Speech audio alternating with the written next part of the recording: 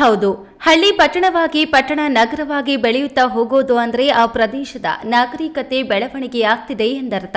ಅಲ್ಲಿ ಹಳ್ಳಿಗಿಂತ ಡಿಫರೆಂಟ್ ರಸ್ತೆಗಳು, ಉದ್ಯಾನವನಗಳು, ಆಕರ್ಷಕ ಪ್ರತಿಮೆಗಳು, ಸ್ವಾಗತ ಕೋರುವ ಕಮಾನುಗಳು ಎತ್ತರಕ್ಕೆತ್ತರಕ್ಕೆ ಬೆಳೆದು ನಿಂತಿರುತ್ತವೆ. ಹಾಗೆಯೇ ಚಿಕ್ಕಬಳ್ಳಾಪುರ ನಗರವು ಜಿಲ್ಲಾ ಕೇಂದ್ರವಾಗಿ ಪರಿವರ್ತನೆಗೊಂಡ ಮೇಲೆ ಹಲವು ಮಾದರಿಯಲ್ಲಿ ಬದಲಾವಣೆ ಕಾಣ್ತಿದೆ.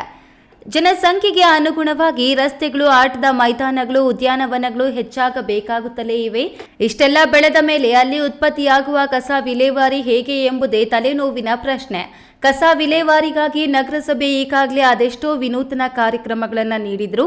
ಅದರ ಬಗ್ಗೆ ಪ್ರತಿದಿನ ಕಸ ವಿಲೇವಾರಿ ಗಾಡಿಗಳಲ್ಲಿ ಜಾಗೃತಿ ಮೂಡಿಸುತ್ತಿದ್ರು. ಯಾವ ಮಾಯೆಯಲ್ಲೂ ಜನ ರಸ್ತೆ ಪಕ್ಕದಲ್ಲೇ ಕಸ, ಪ್ಲಾಸ್ಟಿಕ್, ಪೇಪರ್, ತರಕಾರಿ, ಕೊಳೆತ ಹಣ್ಣು ಹಂಪಲು ಬಿಸಾಡಿ ಹೋಗುವುದು ಮಾತ್ರ. ಆ ರೀತಿ ಕಸ ಎಲ್ಲೆಂದರಲ್ಲೇ ಎಸೆಯೋ ಜನರಿಗೆ ಬುದ್ಧಿ ಹೇಳಲೆಂದೇ ಕಮ್ಯುನಿಟಿ ಮೊಬೈಲೈಸರ್ಸ್ ಅನ್ನ ಅಪಾಯಿಂಟ್ ಮಾಡಿಕೊಂಡು ಜಾಗೃತಿ ಮೂಡಿಸುತ್ತಿದ್ದಾರೆ. ಅವರಿಂದ ದಂಡವನ್ನ ವಸೂಲಿ ಮಾಡ್ತಿದ್ದಾರೆ.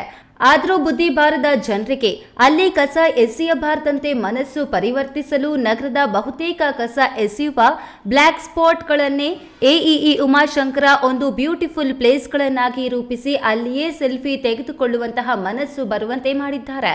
ಅದಕ್ಕೆ ಸೆಲ್ಫಿ ಪಾಯಿಂಟ್ ಎಂದು ಹೆಸರಿಟ್ಟು ಅದಕ್ಕೊಂದು ಆಕರ್ಷಕ ಸ್ಥಳವಾಗಿ ರೂಪಿಸಿದ್ದಾರೆ. ಅದಕ್ಕೆ ಅಂತ ಬೇಕಾದಷ್ಟು ಹಣ ಖರ್ಚು ಮಾಡಿಲ್ಲ. ನಗರದಲ್ಲಿ ಅಲ್ಲಿ ಇಲ್ಲಿ ಬಳಸಿ ಬಿಸಾಡಿರೋ ವಸ್ತುಗಳನ್ನೇ ಬಳಸಿ ಕಲಾಕೃತಿಗಳನ್ನಾಗಿಸಿ ಆಕರ್ಷಕ ಸ್ಥಳಗಳನ್ನಾಗಿಸಿದ್ದಾರೆ.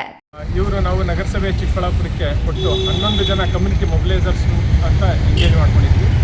ಇವರು ಈಗ ನಮ್ಮ ಸಾಲಿಡ್ ವೇಸ್ಟ್ ಮ್ಯಾನೇಜ್ಮೆಂಟ್ಗೆ ಹೆಲ್ಪ್ ಮಾಡೋದಕ್ಕೆ ಅಂತಲೇ ಅವ್ರನ್ನ ಎಂಗೇಜ್ ಮಾಡ್ಕೊಂಡಿರೋಂಥದ್ದು.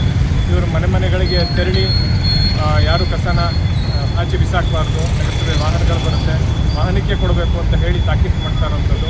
ಮತ್ತು ಯಾರು ಡಿಫಾಲ್ಟರ್ಸ್ ಇರ್ತಾರೆ, ಅಂದರೆ ಕಸನ ಎಲ್ಲಿಂದ್ರಲ್ಲಿ ಬಿಸಾಕ್ತಾರೆ ಅಂಥವ್ರನ್ನ ಐಡೆಂಟಿಫೈ ಮಾಡಿಕೊಂಡು ಅವ್ರ ಮೇಲೆ ಆ್ಯಕ್ಷನ್ ತೊಗೊಳೋದಕ್ಕೆ ನಾವು ಇವನ್ನ ಎಂಗೇಜ್ ಮಾಡ್ತೀವಿ. ನೋಡಿ, ಗಾರ್ಬೇಜ್ ಸ್ಥಳಗಳಾಗಿ ಮೂಗು ಮುಚ್ಚಿಕೊಂಡು ಓಡಾಡ್ತಿದ್ದ ಈ ಗಬ್ಬು ನಾರ್ತಿದ್ದ ಸ್ಥಳಗಳೇ ಈಗ ಬ್ಯೂಟಿ ಸ್ಪಾಟ್ಗಳಾಗಿ ಕಾಣುತ್ತಿವೆಯಲ್ಲ. ಹೇಗಿದೆ ಅಲ್ವಾ ಈ ಸೂಪರ್ ಐಡಿಯಾ? ಈ ಐಡಿಯಾ ಮಾಡಿದ ಉಮಾಶಂಕರ್ ಸರ್ಗೆ ಒಂದು ಥ್ಯಾಂಕ್ಸ್ ಹೇಳೋಣವೇ? ಮತ್ತಿನ್ಯಾಕೆ ತಡ, ನೀವು ಬನ್ನಿ ಇಲ್ಲಿ ಒಂದು ಸೆಲ್ಫಿ ಹೊಡೆಯಿರಿ. KS ನಾರಾಯಣಸ್ವಾಮಿ, ಈ ನ್ಯೂಸ್ ಟಿವಿ, ಚಿಕ್ಕಬಳ್ಳಾಪುರ.